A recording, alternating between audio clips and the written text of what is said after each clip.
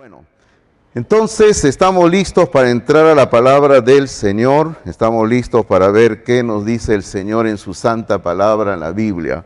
Hoy deseamos iniciar un estudio que nos va a llevar varios domingos, varias fechas, en base al libro de Mateo capítulos 24 y 25.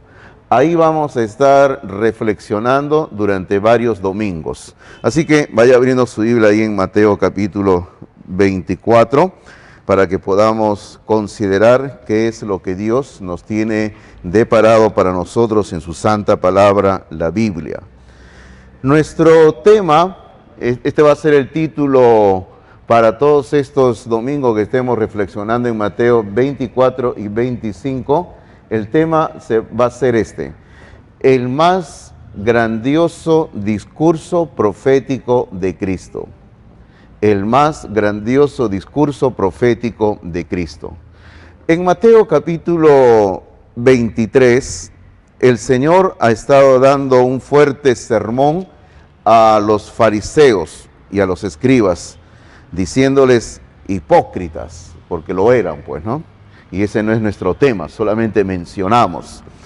Y ya terminando el capítulo 23, en el versículo número 37, hay una sección ahí que en nuestra Biblia lleva por título Lamento de Jesús sobre Jerusalén. Quiero leer desde ahí el pasaje que vamos a estar reflexionando, porque ese es el contexto que nos va a dar una idea de qué es lo que el Señor va a estar tratando con los apóstoles en esta ocasión. Dice así, Mateo 23, 37 en adelante dice: Jerusalén, Jerusalén, que matas a los profetas y apedreas a los que te son enviados. ¿Cuántas veces quise juntar a tus hijos como la gallina junta sus polluelos debajo de las alas y no quisiste? He aquí vuestra casa os es dejada desierta, porque os digo que desde ahora no me veréis hasta que digáis: bendito el que viene en el nombre del Señor. Y de ahí continuamos la lectura porque es parte del contexto, como le digo. Capítulo 24, versículo 1, por favor, dice: Cuando Jesús salió del templo y se iba, se acercaron sus discípulos para mostrarle los edificios del templo. Respondiendo él les dijo: ¿veis todo esto? De cierto os digo que no quedará aquí piedra sobre piedra que no sea derribada. Y estando él sentado en el monte de los olivos, los discípulos se le acercaron aparte diciendo: dinos, ¿cuándo serán estas cosas y qué señal habrá de tu venida y del fin del siglo? ¿Qué les parece si oramos en este momento? Sí, hermanos, vamos a orar, vamos a acercarnos al Padre Celestial en oración, siempre pidiendo que Él nos ministre su palabra a través de la guía del Espíritu Santo. Oremos. Padre Celestial, Padre bendito, en este momento, tu iglesia aquí reunida, Señor, se acerca al trono de la gracia para hallar socorro, porque tu santa palabra nos enseña que cada vez que abramos la Biblia, te debemos de solicitarte a ti la dirección, la iluminación para que podamos comprender las grandes verdades que tienes escritas en ella. Santo Padre, pedimos que esta hora que estamos iniciando de reflexión, de estudio, de mensaje de tu palabra, sea una hora en que todos nosotros podamos salir fortalecidos, renovados, y que podamos salir, Padre, con una mejor comprensión de tu palabra que la que tenemos en este momento. Pedimos todo esto bajo el bendito nombre de Jesucristo. Amén, Señor. Amén, en verdad. Durante este año, yo he estado enseñando en un curso el Evangelio de Mateo. Así que yo he estado todo el año enseñando Mateo y recién esta semana he terminado de enseñar Mateo. Así que mi mente está ahí en modo Mateo. Estoy todo lleno de Mateo, tengo acá en mi cabeza por todos lados andando Mateo. Imagínense, cada semana andar enseñando 1 o 2 capítulos de Mateo, andar estudiando, preparando diapositivas, preparando notas, enviando preguntas a los estudiantes, revisando lo que ellos responden. a uno lo pone, pero como le digo, en modo Mateo, ¿verdad? Así que estoy en mi cabeza y mi corazón lleno bastante de Mateo. Bueno, aparte también hemos estado enseñando durante 3 meses, que recién hemos terminado también este viernes, el libro del Éxodo. Así que estamos ahí con Mateo, con Éxodo y más cosas en la mente, ¿no? Bueno, le quería decir, porque es importante esto, para que usted tenga conocimiento y usted se guíe en lo que vamos a hablar, de que el Evangelio de Mateo tiene una estructura bien básica. El Evangelio de Mateo gira en torno a 5 sermones o discursos, como usted quiera llamarlo, que el Señor Jesucristo da en diferentes momentos de su ministerio terrenal y también a diferentes grupos humanos. Menciono rápidamente los 5 sermones que hay en Mateo, en los cuales gira todo el Evangelio de Mateo. Sermón número 1 viene a ser los capítulos 5, 6 y 7 de Mateo, que nosotros conocemos como el Sermón del Monte, donde el Señor va a dar pautas para la vida del creyente de toda época, llámese la época presente y la época venidera.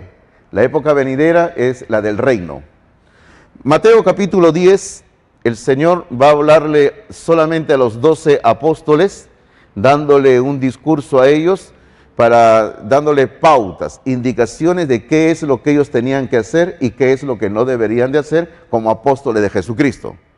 Luego, el tercer discurso viene a ser el capítulo 13 de Mateo, donde encontramos las famosas 7 parábolas del reino de los cielos. Esas 7 parábolas, hermanos, son básicas para entender toda la estructura teológica del Nuevo Testamento, de toda la historia actual también que estamos viviendo. Esas 7 parábolas son claves, sobre todo para entender al cristianismo. Y ese es un estudio fascinante, en verdad, las 7 parábolas del reino de Mateo capítulo 13. El cuarto discurso o cuarto sermón de Cristo está en el capítulo 18 de Mateo, donde Cristo le va a hablar una vez más solo a sus discípulos, solo a los apóstoles, donde le va a dar la revelación de la iglesia. Él le va a decir: voy a edificar mi iglesia sobre esta roca, y le va a dar pautas sobre cómo tiene que funcionar la iglesia del Señor. Ahora llegamos al quinto y último discurso de Cristo, que son los capítulos 24 y 25 de Mateo, donde el Señor va a hablar sobre el reino de Dios, el reino de los cielos. Queridos hermanos, todos estos 5 discursos que he mencionado y que se encuentran en Mateo son importantes, porque ninguna porción de la palabra de Dios deja de ser importante. Toda porción de la palabra de Dios, por más chiquita que sea, es importante. Por eso es que el Señor dice en una parte de su evangelio que los cielos y la tierra pasarán, pero mi palabra no pasará. Toda palabra de Dios es importante. Pero dentro de estos 5 discursos del Señor Jesucristo, el más importante es el que estamos considerando.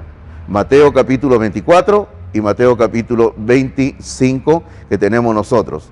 Ahora, usted dirá: ¿por qué, pastor, este discurso es sumamente importante?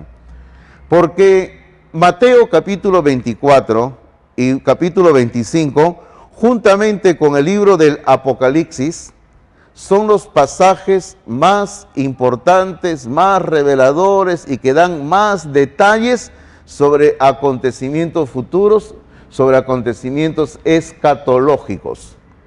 Y usted sabe, porque lo hemos dicho, lo hemos enseñado varias veces aquí en la iglesia. Hace poco estuvimos dictando un curso todos los miércoles acá en la iglesia sobre doctrina. ¿Recuerdan ustedes? Verdades claves de la palabra de Dios. Estábamos haciéndolo durante 1 año y medio. Y cuando estudiamos la escatología, dijimos en aquel momento, y está escrito en las notas que repartimos, de que la escatología en la Biblia es la doctrina más importante que podamos estudiar. ¿Por qué? Porque la escatología le da forma a todo. Es como hablar del esqueleto. Tenemos el esqueleto en nuestro cuerpo, todos tenemos esqueleto por si acaso, aunque algunos lo tenemos bien profundo el esqueleto, ¿no?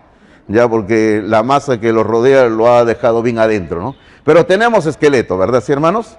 Entonces, en el sistema óseo que tenemos en el esqueleto, digamos que la columna vertebral es la más importante, ¿verdad? Vamos a decir así.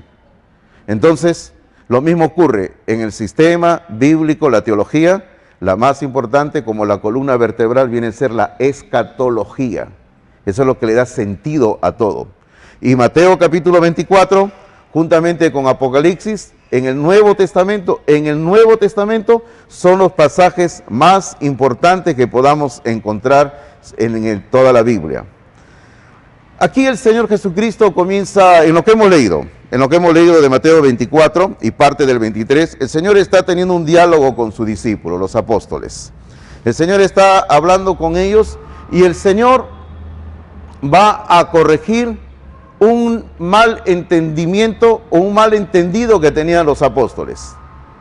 El mal entendido que tenían era una comprensión equivocada de las Escrituras, porque los apóstoles eran hijos de su época, y por ser hijos de su época, ellos estaban influenciados por las enseñanzas que habían recibido a través de toda su vida, desde la niñez. Porque imagínense asistir a una sinagoga judía desde la niñez. Entonces ellos habían estado recibiendo enseñanza desde la niñez, y se les había formado ciertos criterios en cuanto a la doctrina que a la larga no eran correctos, eran equivocados. Y el Señor tiene que corregir ese problema que ellos tenían. ¿Y cuál era el problema que ellos tenían? El problema que ellos tenían era que ellos pensaban que el acontecimiento de la venida del Mesías para establecer su reino era uno solo. O sea, ellos, los apóstoles, no entendían para nada que el Mesías tenía que morir primero. Ellos no entendían eso. Ellos solamente habían entendido algo. El Mesías viene a establecer un reino, el Mesías va a derrotar a sus enemigos, y para nosotros eso es todo. O sea, los apóstoles y los judíos de la época de Jesús no entendían jamás de que el Mesías tenía que morir primero. Pero Cristo tiene que corregir eso.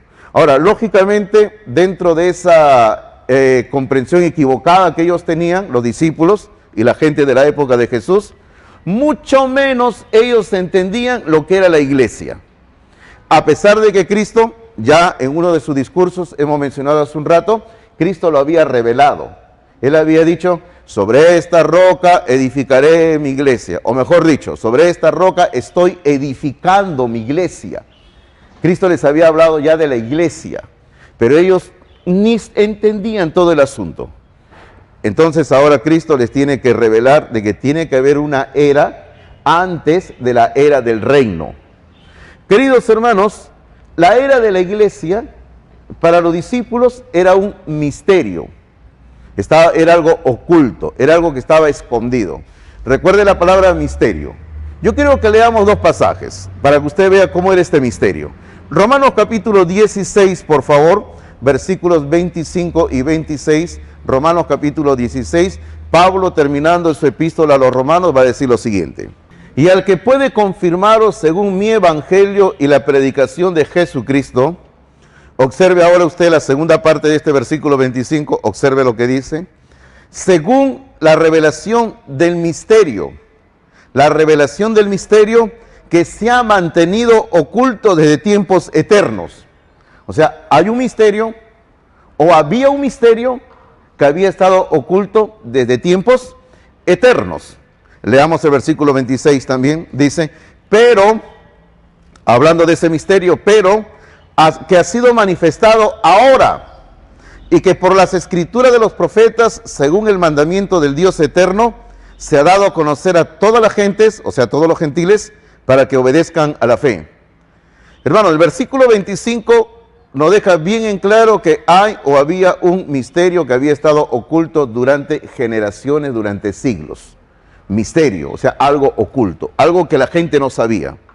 Pero el versículo 26, el apóstol nos dice de que ese misterio ahora, en esta época, en esta era, ya ha sido manifestado. O sea que ya no es un misterio, ya no es algo que está oculto. Entonces, ¿qué es ese misterio? Vamos a leer otro pasaje que le va a echar luz al asunto. Efesios capítulo 3, por favor. Efesios capítulo número 3. Efesios capítulo 3. Versículo número 3 al 6. Efesios 3, 3 al 6. Y sería interesante y sería algo muy bueno, beneficioso, si usted puede leer en otro momento toda la epístola de Efesios, para que usted vea cómo Pablo va a tratar el asunto de la iglesia. Es fascinante. Efesios 3, 3 al 6 dice, que por revelación me fue declarado el misterio, o sea, el misterio le fue declarado a Pablo. Y luego dice, como antes lo he escrito brevemente, leyendo lo cual podéis entender cuál sea mi conocimiento en el misterio de Cristo. Era un misterio que Cristo tenía oculto, un misterio que Dios tenía oculto y que ya le había sido, según el versículo 3, le había sido revelado a Pablo. Ahora, ¿cuál es ese misterio? Versículo 5 dice, misterio que en otras generaciones no se dio a conocer a los hijos de los hombres, como ahora es revelado a sus santos apóstoles y profetas por el Espíritu. Y seguimos preguntándonos, ¿y cuál es el misterio, pastor? Observe usted, porque siempre hay que observar, hermano, todos los detalles. Observe usted que al final del versículo número 5 hay 2 puntos. Los observa, ¿verdad? Ahora, si su Biblia no tiene los 2 puntos, que de repente compró una Biblia barata, pues, ¿no? Que estaba en oferta porque tenía una falla. Pero si están los 2 puntos, usted se va a dar cuenta de que lo que viene a continuación es el misterio. Ahí está el misterio, en el versículo número 6 es el misterio, dice, que los gentiles son coherederos y miembros del mismo cuerpo y copartícipes de la promesa en Cristo Jesús por medio del Evangelio. Ese es el misterio, hermanos. El misterio es de que va a haber un solo cuerpo y en ese solo cuerpo se unen tanto gentiles como judíos. Eso es lo que el Señor revela en el Nuevo Testamento y que simplemente nosotros conocemos con la palabra iglesia. La iglesia. O sea, el misterio que había estado oculto por todos los siglos y que fue revelado en el Nuevo Testamento, ojo, y que los apóstoles en los días de Cristo todavía no entendían bien, era el misterio de la iglesia. La iglesia era el gran misterio que había estado oculto. Ahora, volviendo a nuestro asunto de los apóstoles en Mateo 24, por favor. Seguimos hablando de ellos y decimos, los apóstoles, todos los discípulos de Cristo en términos generales, porque usted sabe que Cristo tuvo muchos discípulos, aparte de los 12, todos los discípulos, los apóstoles, habían sido testigos presenciales de una serie de acontecimientos. Por ejemplo, mencionemos solamente 4. Primero, ellos habían sido testigos presenciales de los milagros de que Cristo había realizado y que eran credenciales que verificaban que Él realmente era el Mesías. Acontecimiento número 2. Jesús les había declarado, y ellos lo habían oído, de que Él era el Mesías. Acontecimiento número 3. Juan el Bautista, en cumplimiento de la profecía que se encuentra en Malaquías capítulo número 3, Juan el Bautista había venido predicando delante de Jesús como el Elías venidero, que también Isaías lo había anunciado. Acontecimiento número 4. Lo que había ocurrido justamente hacía unos 2-3 días antes de lo que estamos leyendo, de Mateo 24. ¿Qué había ocurrido? La entrada triunfal en Jerusalén.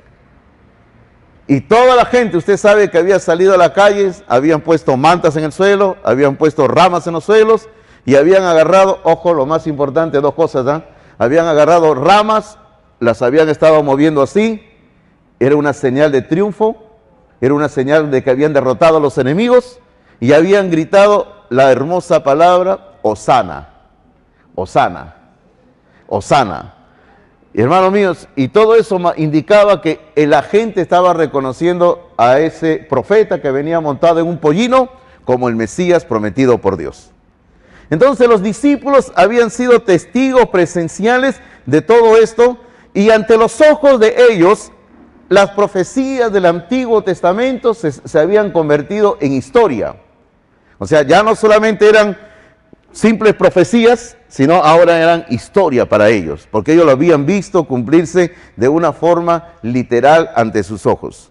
Entonces, en la mente de ellos, ya que ellos habían visto todo esto, en la mente de ellos, lógicamente, Ellos, vuelvo a repetir, siguiendo todo lo que habían aprendido del Antiguo Testamento desde su niñez en las sinagogas, en la mente de los discípulos, para ellos había un orden de acontecimientos. Entonces, en la mente de ellos entendían así: bueno, vino Juan el Bautista, el Elías prometido, vino el Mesías que se ha presentado, ha entrado a Jerusalén, la gente lo ha recibido. Entonces, ahora tiene que venir la derrota de los enemigos del pueblo de Israel y el establecimiento del reino de Dios. Eso era lo que ellos pensaban en ese momento, y le voy a decir, queridos hermanos, de que ellos no estaban totalmente equivocados, ¿ah? Pero Jesús había anunciado 3 veces algo. ¿Usted sabe lo que Jesús había anunciado 3 veces algo durante los últimos meses? Durante 3 ocasiones diferentes Cristo había dicho: voy a Jerusalén para morir. Voy a Jerusalén para morir, para ser maltratado, y voy a Jerusalén para morir y resucitar al tercer día. Ahora, entonces, usted imagínense la crisis que tenía que venir en la mente de los discípulos. Jesús nos ha dicho que Él es el Mesías, porque Jesús les había dicho que Él es el Mesías, que viene trayendo el reino. Y ahora nos está diciendo que va a Jerusalén para morir y va a resucitar. O sea, no entendemos. Ahora, desde esta perspectiva, queridos hermanos, podemos entender por qué Judas Iscariote lo traicionó a Jesús. Ahora, no estoy siendo abogado de Judas, por si acaso, ¿eh? Que Judas se consiga su propio abogado, ¿verdad? Pero entendemos por qué Judas Iscariote lo traicionó a Jesús. Porque Judas Iscariote esperaba también que el reino de Dios se estableciera ya en esos días. Pero ahora viene el Mesías y dice: voy a morir. Entonces Judas, sencillamente, ¿qué era lo que pensó? De que este Jesús es un mentiroso. Este Jesús de Nazaret no es el Mesías, es un falso Cristo. Nos ha engañado. Yo lo he estado siguiendo durante más de 3 años y me ha engañado. Así que como me ha engañado, este hombre tiene que morir. Y ya que los sacerdotes querían matarlo, fue y negoció con los sacerdotes para venderlo a Jesús. Y usted sabe el resto de la historia de lo que hizo Judas Iscariote. Es que, hermano, Judas también tenía un problema de que él amaba el dinero, lo material. Y usted sabe que en otra parte, en el Evangelio de San Juan, se nos dice que el dinero que se echaba en la bolsa, o sea, el dinero que juntaban los apóstoles de las ofrendas que le daban a Jesús, Judas Iscariote era el tesorero. ¿Y qué era lo que hacía Judas? Tenía uñas largas, ¿verdad? Tenía uñas largas. Sacaba el dinero y se lo echaba a su bolsillo y robaba el dinero que estaban echando ahí para las ofrendas que le daban a Jesús. Entonces, este Judas Iscariote, hermanos, era un hombre que amaba el poder, amaba las riquezas y amaba el prestigio. Y lo material, el amor a lo material, no le permitió a Judas ver el plan de Dios. Aquí vamos aprendiendo algo chiquitito para nosotros. Lo que vamos aprendiendo esto es: si nosotros permitimos que lo material nos controle, va a nublarnos la vista y no nos va a permitir ver bien. Por ejemplo, tomando la analogía de lo que ahora estamos obligados a utilizar, la mascarilla. Nos ponemos la mascarilla, nos ponemos los anteojos, ¿y qué sucede? Ya lo hemos experimentado todos. ¿Qué sucede? Se empaña, ¿sí o no? Se empaña.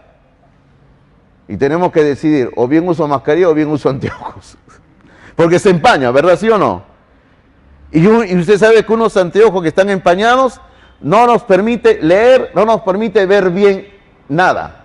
Entonces, lo mismo ocurre en cuestiones espirituales. Si nosotros permitimos que el apego a lo material, y fíjese, el apego a lo material es un asunto que se trata en toda la Biblia, literalmente desde el Génesis hasta el Apocalipsis, ¿eh? Y sería un tema fascinante si algún día pudiéramos estudiar cómo la Biblia describe el amor a lo material en toda la Biblia, pero la Biblia lo describe fascinante. Entonces, el apego a lo material, hermanos, no nos permite ver bien el plan de Dios, lo que la Biblia dice. Porque los ojos están empañados, todo está nublado. Lo mismo ocurrió con Judas Iscariote. El amor a lo material no le permitió ver bien lo que Dios quería hacer en ese momento y más adelante. Ahora, en el capítulo 24, queridos hermanos, capítulo 24 de Mateo, donde hemos leído hace un rato, en el versículo número 1 Jesús comienza a conversar con sus discípulos y Jesús va a comenzar a hablar con ellos cerca al templo y sobre el templo en Jerusalén. Dice el versículo 1, una vez más lo leemos, dicen, cuando Jesús salió del templo y se iba, se acercaron sus discípulos para mostrarle los edificios del templo. Jesús está saliendo del templo, o quizás la expresión mejor debería de ser de que Él está saliendo de Jerusalén, saliendo del templo de Jerusalén. Se le van a acercar los discípulos y le van a comenzar a mostrar, dice ahí, los maravillosos edificios que componían el templo en Jerusalén. Bueno, hay que entender que los discípulos eran gente de provincia, eran gente que básicamente se habían criado al norte de Palestina, en Galilea, y Galilea, como hemos hablado en más de una ocasión, era una región muy humilde, económicamente bien baja. La gente tenía una educación muy básica. Bueno, todo judío lo mínimo que aprendía era a leer y escribir. Pero de ahí en adelante, para que puedan continuar estudios más avanzados en literatura, tenían ya que invertir dinero. Así que la gente de Galilea, como era muy pobre, a veces se habían quedado solo con lo básico. Y ahora, un grupo de provincianos llegan a Jerusalén con Jesús, comienzan a mirar el templo, imagínense cómo se quedan, ¿no? Se quedan boquiabiertos. Estaban mirando cómo era el templo. Ahora, solamente le menciono, por ejemplo, en el Evangelio de San Marcos, el mismo versículo que hemos leído en el Evangelio de San Marcos, lo presenta de otra forma como de sorpresa. Y dice así, le dice, maestro, mira qué piedras y qué edificios. O sea, sorprendido, pues, ¿no? Porque ellos en su natural provincia nunca habían visto algo tan grande. Yo no sé si ustedes tienen acá la Biblia de estudio MacArthur. ¿Ya? Algunos de ustedes creo que sí la tienen acá, algunos la tienen, ahí lo tienen. Ahí mi hermano Félix la tiene, ¿verdad? Cuidado que se te pierde, hermano Félix, ¿eh? ¿Ya? Entonces, si ustedes tienen la Biblia de estudio MacArthur, en este versículo 24:1, MacArthur hay una nota que coloca ahí explicando cómo era el edificio del templo. Si usted la lee va a encontrar bastante información muy buena. Permítame leerle la nota, ¿correcto? Permítame leerle la nota. Mire usted lo que dice ahí. 24:1 en la nota de MacArthur dice, este templo fue comenzado bajo el reinado de Herodes el Grande en el año 20 a.C. Herodes el Grande es el Herodes que mandó matar a los niños cuando nació Jesús. Fíjese, en el año 20 a.C., estamos en el año 30, más o menos, o sea, habían pasado 50 años ese templo, ojo. Dice, y continuaba bajo construcción cuando los romanos lo destruyeron en el año 70. O sea, ese templo nunca se terminó de construir porque el proyecto era tan grande que llegó el año 70 y lo habían estado construyendo desde el año 20 a.C. O sea, tenían 90 años en construcción y seguían construyendo el templo. Pero era una maravilla. Permítanme seguir leyendo, dice. En la época del ministerio de Jesús, el templo era una de las estructuras más impresionantes del mundo, hecho de bloques de macizos de piedras decorados con ornamentos de oro. Algunas de las piedras del templo medían alrededor de 12 por 4 por 4 metros. Ok, mire usted esto, ¿eh?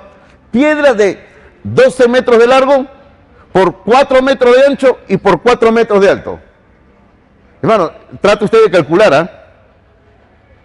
Las piedras medían, algunas, 12 metros de largo por 4 metros de ancho y por 4 metros de... Hermano, eran piedras inmensas que pesaban no sé cuántas toneladas. Así era el templo que había ahí en Jerusalén. Sigue diciendo en la nota, dice que eran extraídas expertamente de las canteras para calzar a la perfección unas con otras. Los edificios del templo fueron hechos de reluciente mármol blanco, dice. Y toda la pared ojo, ese detalle es bien importante, puede parecer trivial, pero es importante. Dice, toda la pared o sea, la pared que miraba hacia la parte ya, en este caso hacia la parte del oriente, hacia el este, dice la pared de la gran estructura principal, miren lo que dice ahí, fue cubierta con láminas de oro que reflejaban el sol de la mañana. O sea, cuando el sol está saliendo de esa parte, de la parte del oriente, está saliendo el sol, se proyectaba sobre la pared del templo y causa de la plancha de oro que había en toda la pared en ese lado, el sol brillaba. ¿Usted se puede imaginar eso? Increíble, ¿verdad? Así era el templo de Dios en ese tiempo. Dice, haciendo posible un espectáculo visible para muchos. Ahora, y todavía continúa más información que yo le dejo para que usted lo pueda leer. Ahora, Jesucristo, hermanos míos, está teniendo una conversación con los discípulos sobre el templo, porque él en el capítulo 23, versículo 38, en el 23, 38, que hemos leído hace un rato, en el 23, 38, Jesús les había dicho, he aquí, vuestra casa os es dejada desierta.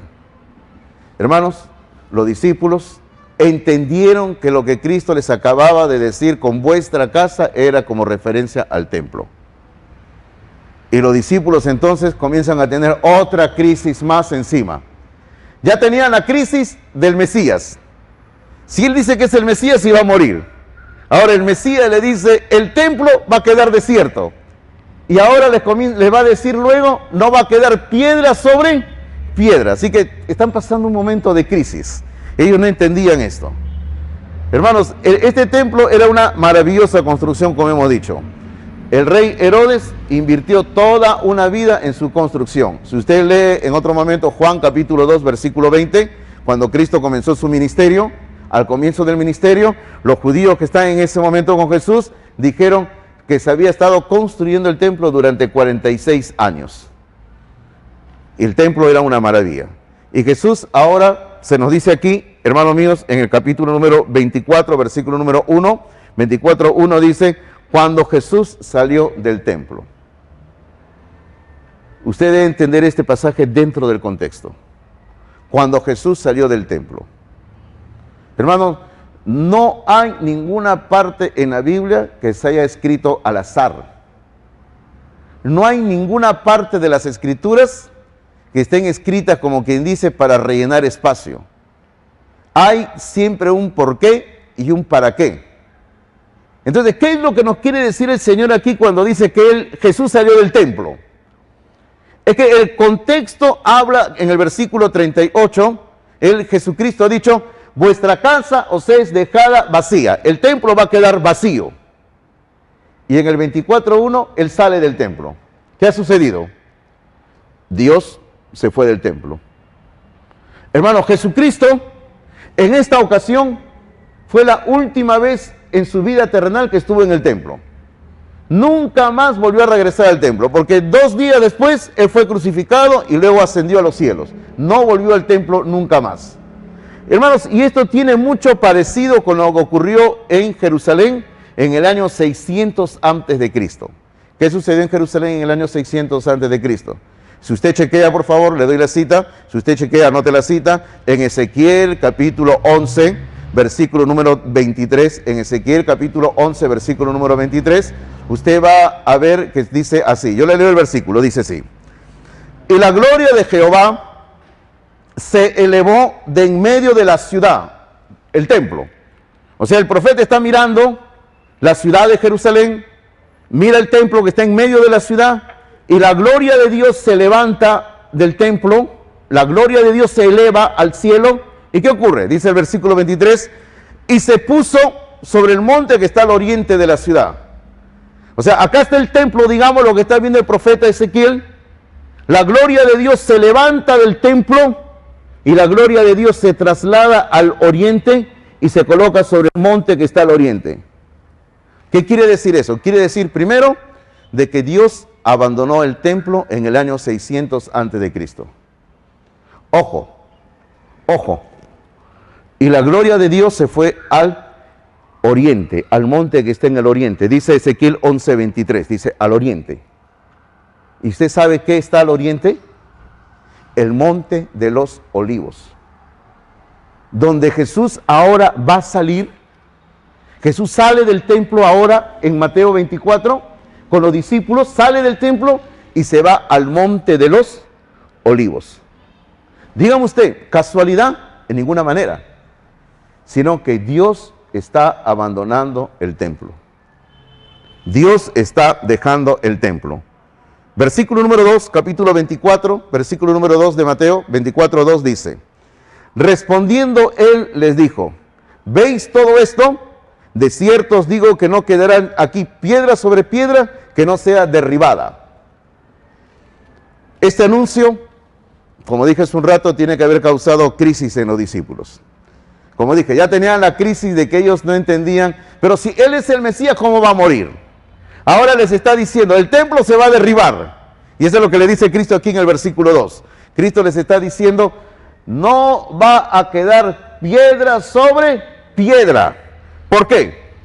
Primero, porque en el año 70, o sea 40 años más adelante, los ejércitos de Roma destruyeron la ciudad de Jerusalén y cuando atacaron el templo, primero lo incendiaron. Y al momento de incendiarse el templo, hermanos, recuerde lo que hemos leído hace un rato en la nota de MacArthur en la Biblia, dice de que la pared estaban cubiertas con planchas de oro. Entonces, al momento que se incendió, el oro se derritió y se metió entre las piedras. Y los romanos, por la codicia, que eran dueños de codicia, ellos querían llevarse hasta el último gramo de oro. Así que, ¿qué cosa hicieron? Todas las piedras las comenzaron a tumbar, porque querían llevarse hasta el último pedacito de oro. Y eso fue lo que hicieron. El historiador judío Flavio Josefo, a quien no me gusta leerlo mucho porque es más aburrido que leer un periódico, el peruano, por ejemplo, ¿no? No sé quién lee el peruano. ¿Alguno de ustedes lee el peruano? Yo no leo el peruano. El hermano lee el peruano. Bueno, lo comprendo, mi hermano. Es que el hermano es abogado, pues, ¿no? Claro, como abogado que es el varón, tiene que estar informado de las leyes, pues, ¿no? Pero por términos generales, nosotros no leemos el peruano, ¿sí, hermano? Porque el peruano, pero bueno, ya. No quiero hablar mal porque el hermano sí lo lee. Pero, hermanos míos, entonces... Y yo le digo, no, Flavio Josefo, este historiador, hermanos, él cuenta, dice que él estaba vivo en esa época. Y cuando el templo fue destruido, él estaba ahí. Él tuvo que viajar a Roma, lo llevaron, él regresó después. Y dice que cuando él vio toda la ciudad de Jerusalén y él fue a ver el templo, él escribió así: nadie jamás creería, al ver todo, que ahí antes hubo un edificio que era la maravilla del mundo. Porque todo había sido arrasado, todo había sido derribado. No había quedado ni una piedra del templo de Dios. Todo había sido derribado. Y recuerde usted que como las piedras eran de mármol, ¿usted qué cosa cree que pasó? Comenzaron a venir los pueblos de la región y se comenzaron a llevar las piedras. O sea, al poco tiempo ya no había ni piedras tampoco ya. Entre paréntesis, yo sé que todos nosotros siempre escuchamos las noticias y vemos las noticias que en Jerusalén los judíos están en un muro, ¿no? Orando, haciendo sus rezos, el muro de los lamentos. Y ustedes han visto que ellos hacen sus oraciones y escriben un papelito y lo meten en las hendiduras del muro, ¿no? Usted dirá, pero pastor, entonces ese muro, el muro del templo. No, hay que tener cuidado. Ese muro no era del templo, sino que fuera del templo, como el templo estaba en un monte, ellos hicieron el mismo trabajo que hicieron acá nuestros antepasados, los incas, que para ganar terreno en la caída de un monte, ellos colocaron paredes, y bueno, lo que nosotros hacíamos acá nuestros antepasados eran los famosos andenes. Entonces ellos también hacían lo mismo. Ellos, para ganar terreno plano, ellos colocaban muros alrededor del monte y luego lo rellenaban de tierra, de piedras, y así ganaban más espacio plano. Entonces, ese muro que están actualmente los judíos haciendo sus oraciones ahí, que le llaman muro de los lamentos, no era parte del templo, sino era parte del cerro, del monte, donde estaba construido el templo. Pero bueno, ellos se acercan a hacer sus oraciones ahí. Pero la profecía de Cristo se cumplió literalmente. No quedó piedra sobre piedra. Versículo número 3. Ahora el Señor sale del templo y, como dijimos hace un rato, se dirige al monte de los olivos. Y es aquí donde le va a dar este famoso discurso a ellos. Y estando él sentado en el monte de los olivos, los discípulos se le acercaron aparte, diciendo: dinos, ¿cuándo serán estas cosas y qué señal habrá de tu venida y del fin del siglo? Básicamente los discípulos le están preguntando a Jesús tres asuntos muy importantes. O sea, son tres preguntas que le hacen a Jesús, y estas tres preguntas que le plantean a Jesús cubren todo el proyecto de Dios o el plan de Dios, no solamente para la iglesia, sino para Israel y para toda la humanidad. Tres preguntas. Pregunta número 1. Le dicen, ¿cuándo serán estas cosas? Esta pregunta se plantea en referencia a lo que Jesús acababa de decirles sobre la destrucción del templo y de Jerusalén. O sea, Señor, ¿cuándo va a ocurrir esto? Dinos, por favor, ¿cuándo? El Señor no le dice exactamente cuándo, por si acaso. El Señor nunca da fechas. Jamás el Señor da fechas en la Biblia. Pregunta número 2. Dice, ¿qué señal habrá de tu venida? Señor, ¿qué señal va a haber de tu venida? Hermanos, el Señor va a responderles a ellos enumerando una serie de señales, fíjense, no una señal, sino una serie de señales que ocurrirán en el mundo y que conducirán a su segunda venida de Cristo.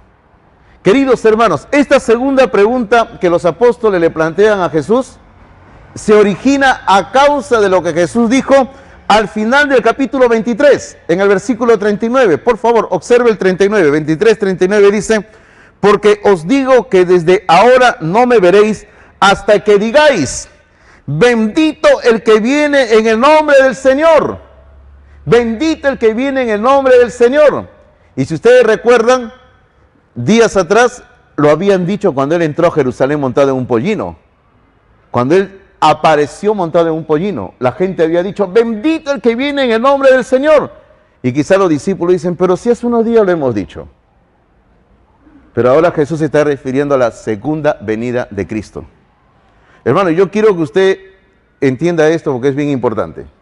Por favor, quiero que usted lo grabe en su mente, lo grabe en su corazón, y si es posible, escríbalo en una hoja donde esté anotando así.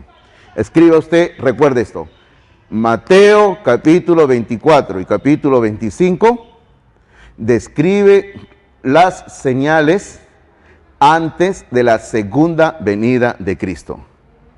Mateo capítulos 24 y 25 describen las señales antes de la segunda venida de Cristo. Ojo, y les quiero decir, Mateo 24 y 25 no hablan del arrebatamiento de la iglesia. No hablan del arrebatamiento de la iglesia. O sea, cuando aquí se está hablando en este versículo número 3 de tu venida, ¿qué señal habrá de tu venida? No está hablando del arrebatamiento de la iglesia. Está hablando de la segunda venida de Cristo. De eso está hablando. Correcto. Ahora, pero usted dirá, entonces, pastor Fernando, si esto habla de la segunda venida de Cristo y nosotros como iglesia estamos esperando el arrebatamiento de la iglesia, entonces, ¿por qué lo estudiamos? La pregunta es buena, ¿verdad? Yo le voy a responder así rápidamente por dos razones. Primero, porque es nuestro deber estudiar toda porción de la palabra de Dios. Y segundo, porque si bien no hay doctrina para la iglesia, pero hay enseñanzas espirituales para nosotros. O sea, ¿hay enseñanza? Sí lo hay. Pero doctrinalmente, teológicamente hablando, si usted quiere emplear el término teológicamente hablando, eso se refiere a la segunda venida de Cristo. ¿Okay? Es muy importante eso. Pregunta número 3 que los discípulos le plantean a Jesús, uniendo lo que le habían dicho hace un rato. Pregunta 3 dice, ¿qué señal habrá del fin del siglo? Señor, ¿qué señal hay del fin del siglo? Es decir, Señor, yo sé que estamos en esta era. Estamos en esta era. Señor, ¿y cómo sabemos que esta era termina y comienza una nueva era? Porque, hermano, bíblicamente siempre hay que pensar que Dios trabaja por eras. Nosotros, en nuestros estudios que hacemos en la iglesia, cuando hablamos de eras, utilizamos otra palabra que hay en el Nuevo Testamento, que es la palabra dispensación. Nosotros decimos, Señor, estamos en esta dispensación, ¿y cómo sabemos que pasamos a otra dispensación, a otra era? Entonces, Mateo capítulo 24 y 25 va a responder estas preguntas que los discípulos le plantean a Jesús. Hermanos, los discípulos tenían que desaprender todo lo que ellos habían aprendido en el judaísmo desde niños. Porque hermano, uno para aprender la Biblia tiene que desaprender todo lo que había aprendido antes. Yo a veces me encuentro con personas que son personas que no tienen a Cristo en su corazón, nos ponemos a conversar. Hace poco estaba conversando con un caballero y el caballero me estaba queriendo dictar cátedra de la Biblia, ¿no? Yo le estaba escuchando. Y, y yo dentro de mí decía, si tú supieras con quién estás hablando, decía, ¿no? Y me estaba... ¿Y usted ha estudiado la Biblia? No, sí le he leído. No, yo no le he dicho si la he leído. ¿Usted la ha estudiado? No, yo sí la he leído. No, pues, le digo, ¿sabe que yo le estudio la Biblia? Y le dije quién era, ¿no? Y dije, ya. Mira, ahora le voy a enseñar. Y mire, y le comencé a hablar, ¿no? Porque el tema era Jesucristo. Y como le dije, todo este año yo me lo he pasado enseñando Mateo, ¿no? Así que estaba lleno, pero de Mateo toda mi cabeza. Así que comenzamos a hablar de la vida de Cristo. El hombre me escuchó muy atento. No le voy a mentir de que recibió en ese momento a Cristo en su corazón. Mantenemos una relación, nos comunicamos, pero el hombre escuchó de buen agrado la palabra de Dios. Hermanos míos, y yo básicamente le tuve que decir a este amigo, le dije, para que tú aprendas de la Biblia, tienes que olvidarte de lo que tú crees haber conocido de la Biblia para que aprendas lo que Dios dice en su palabra. Por eso hay que desaprender para aprender la palabra de Dios. Y los discípulos, hermanos, tenían esto en su mente. Porque en Lucas capítulo 19, versículo 11, mire lo que dice, cómo pensaban ellos. Lucas 19, 11 dice así. Dice, oyendo ellos estas cosas, prosiguió Jesús y dijo una parábola por cuanto estaba cerca de Jerusalén. Y mire lo que dice al final, del versículo 11, dice, y ellos, o sea los discípulos, ellos creían, equivocadamente, que el reino de Dios se manifestaría inmediatamente. O sea, eso era lo que ellos pensaban. Pero ahora Jesús, ahí en Lucas capítulo 19, les va a contar una parábola de las minas, que tiene que ver con cuestiones de dinero, que también va a repetir una muy parecida en Mateo capítulo 25. Jesús le va a contar una parábola para enseñarle a los discípulos una vez más que el reino de Dios no se iba a establecer en ese momento todavía. O sea, ellos para aprender de la palabra tenían que olvidarse de todo lo que antes habían aprendido. Hermanos, es que ellos, recuerden lo que hemos dicho hace un rato, ellos desconocían que ahora, antes de que el reino se establezca en esta tierra, venía la era que estamos viviendo actualmente, la era de la iglesia.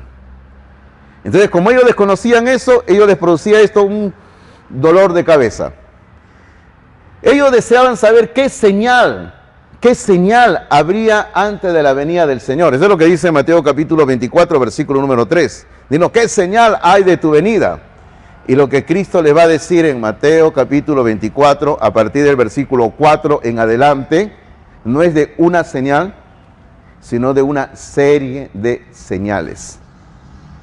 Señor, queremos saber cuándo vienes. ¿Cuál es la señal? Y Cristo le dice, no hay una señal, hay una serie de señales. Y otra vez, permítame repetir para que quede el asunto bien grabado. No estamos hablando del arrebatamiento de la iglesia.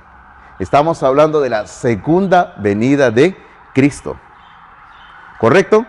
Ahora, los discípulos, hermanos, anhelaban que el reino se establezca ya de una vez. Porque cuando Cristo va a ascender al cielo, en Hechos capítulo 1, versículo número 6, ellos le preguntan a Cristo, ya por última vez, Señor, antes de que te vayas al cielo, una última pregunta, Señor. ¿Y cuál es la última pregunta que le hacen? Señor, ¿restaurarás el reino a Israel en este tiempo? ¿Ahora lo vas a establecer? Hermanos, y Cristo le dice, a ustedes no les toca saber las sazones o los tiempos que el Padre puso en su sola potestad. Hermano, el Señor tenía paciencia con los discípulos, ¿ah? Una enorme paciencia, ¿no? Porque ya les había estado enseñando, le había vuelto a enseñar, y ya cuando se va al cielo todavía le siguen preguntando, ¿no? Señor, el reino, ¿cuándo viene? Señor, ¿cuándo viene el reino? Y el Señor simplemente le dice, no, ese es algo que le pertenece al Padre. Esperen. Hermano, luego viene el fin del siglo. ¿Cuándo termina este siglo? Hermano, este siglo termina cuando se produce la segunda venida de Cristo.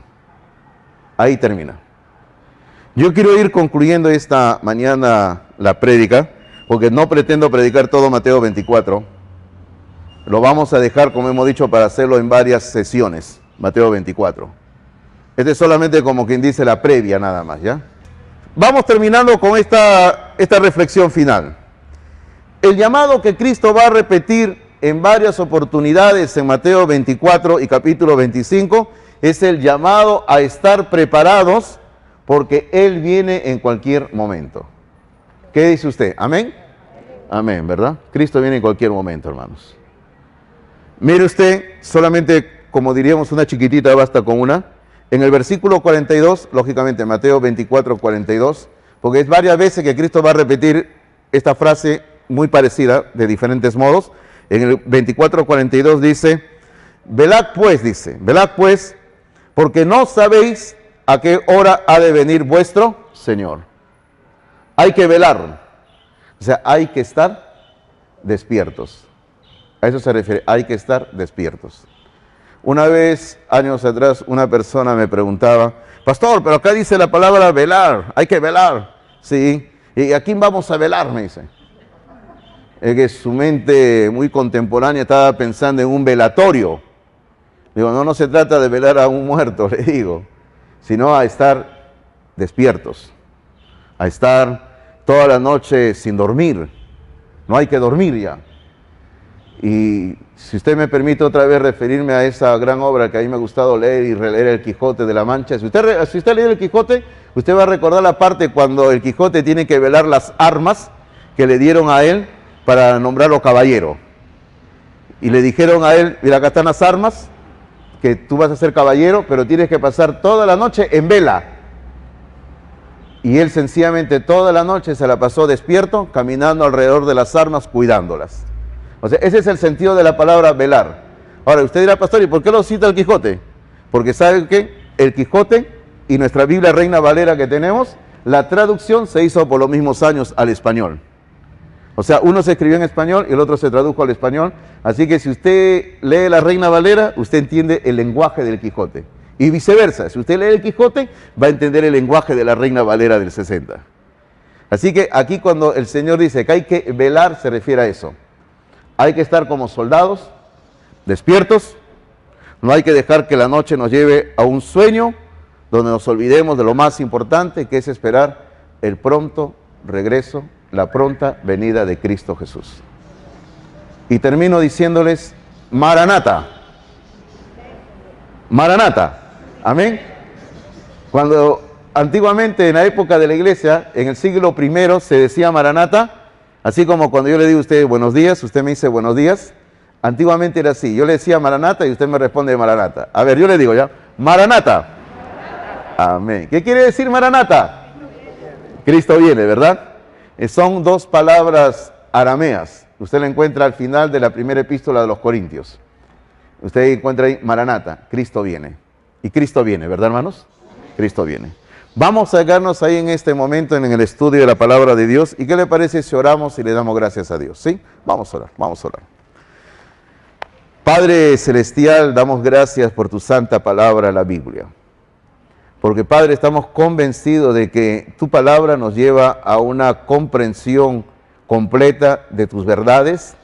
Y estamos convencidos, Padre, de que la Biblia tiene un efecto purificador en nuestras vidas. Mientras más entendemos que Cristo viene pronto, vamos a preparar nuestras vidas en santidad para recibirte en cualquier momento. Padre, bendice a tu grey aquí presente, dales un mejor discernimiento de tu palabra cada día. Oramos en el nombre bendito y único de Jesucristo. Amén, Señor. Amén. Amén.